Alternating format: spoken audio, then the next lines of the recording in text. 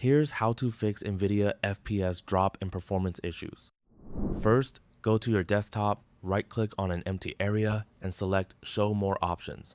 Then click Nvidia Control Panel. If you don't see it, open the Start menu, search for Nvidia Control Panel, and launch it.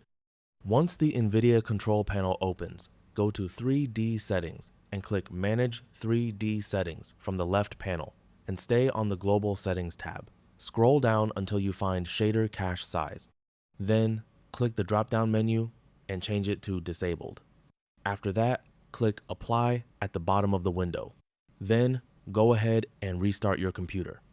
When your PC restarts, open the Start menu, search for Nvidia app, and launch it. From here, go to the driver section from the left panel. At the top, choose the appropriate driver type. If you mainly use your computer for gaming, select the Game Ready driver. If you use your computer for creative work or professional applications, choose the Studio driver. After that, click on Download and wait for it to download.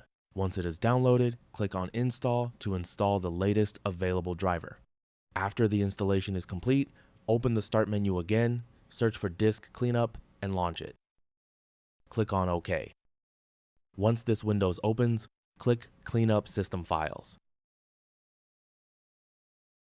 Here, scroll through the list, find and check DirectX Shader Cache, and click OK. Confirm by selecting Delete Files to clear the shader cache.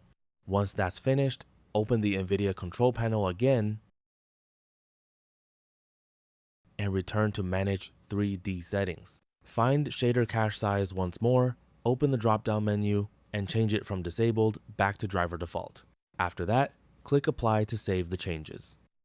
Finally, restart your computer one more time. After your system boots up, launch your game and check if the FPS drops have been resolved. And that's it. That's all for this video. Thanks.